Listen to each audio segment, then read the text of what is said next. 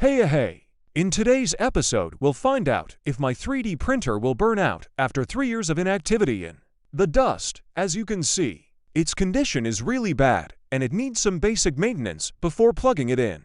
I'm sure you're wondering how something like this is possible. The answer is simple. I had to travel a lot and didn't have enough time for 3D printing. And what do I need to do before turning on the printer? First of all, I remove the plastic film and get rid of all the dust that is on it using compressed air. I'll try to remove all the dust from the hardware, lubricate all the moving parts and threads, and then verify the functionality of the end. The biggest problem will be cleaning the individual belts that move the plate along the x-axis and the extruder along the y-axis. To make it complete, I used to print shields for hospitals on this printer during the COVID. Everything was done on the fast track and it went for 15 hours a day. One day I ran out of print and the filament was left in the extruder. I firmly believe that the extruder will work. Otherwise, I have a serious problem that will require further investment. Another problem I've been solving for a long time is what to lubricate the threads and moving parts with. This is metal-to-metal contact and bearings. I have lost the original oil, so I have been looking for an alternative in various groups and discussion forums. In the first step, I tried to remove the plastic film from which a lot of dust was coming out. So much so that I had to vacuum the whole room again. It's not the best solution, but it was able to protect the hardware, as you'll be able to see later. Fortunately, it didn't cause a short circuit or dam. As it was many layers, I had to use scissors to remove it as I couldn't help myself any other way. To give you a better idea of how much dust there was, I'm attaching a video of what was left on my coffee table. Finally, I have full access to the whole printer and can check its real status. It looks undamaged, but it will need a lot of cleaning. Since I don't want to damage the electronics, I'll use wet wipes rather than a detergent wipe. That way, I can prevent water dripping and maintain the cleaning effect.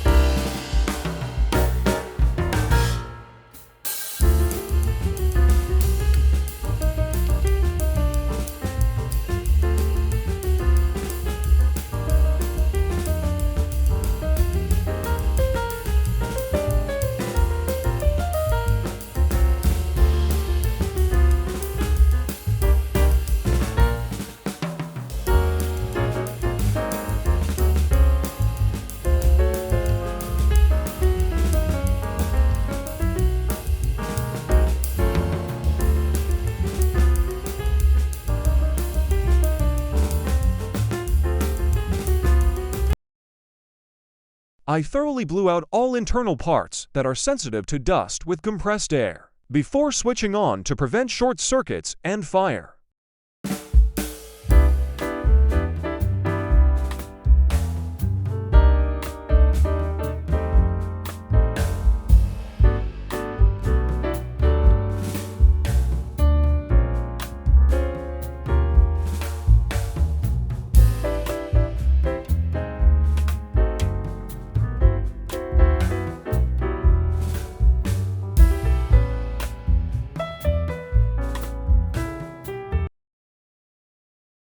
The moment of truth has arrived. After plugging in the electricity, I switched on the printer, which booted up in no time without any problems. Everything seemed to be working.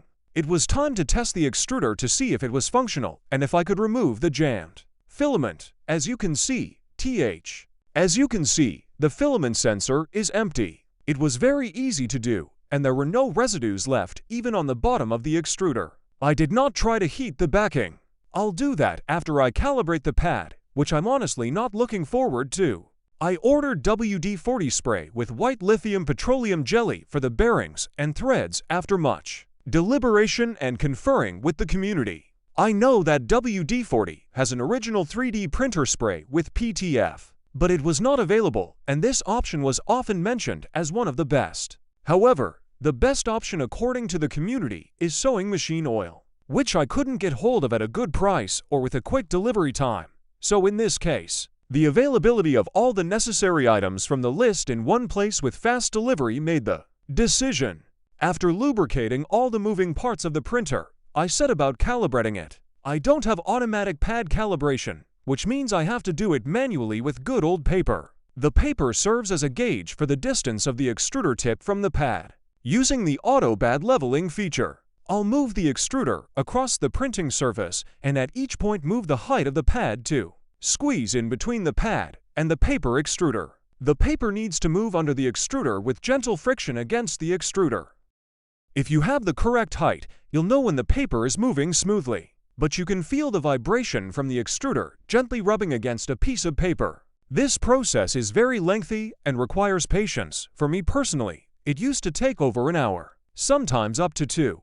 The better it is set up, the less problems it will cause in the future. That is why I recommend to take care in this calibration process. You may reach an impasse and have to restart the whole process from the beginning, as it will no longer be possible to reach the other side. In that case, I recommend taking a moment to calm down. This time-lapse video represents 25 minutes of recording without achieving the desired result. I calibrated it for another 35 minutes without achieving the result. As you will be able to see below, just when I thought I had it done, I discovered that the pad was calibrated wrong. To speed up the process, I turned off the motors and calibrated it manually at the positions, which caused the Z-axis to move a millimeter higher during manipulations, and subsequently the filament did not catch when printing on the mat. Even though I couldn't get the necessary items to actually print, I'm glad my printer didn't burn out and require no major repairs. In the next episode, I guess I will be able to start the printing itself. Follow me so you don't miss anything.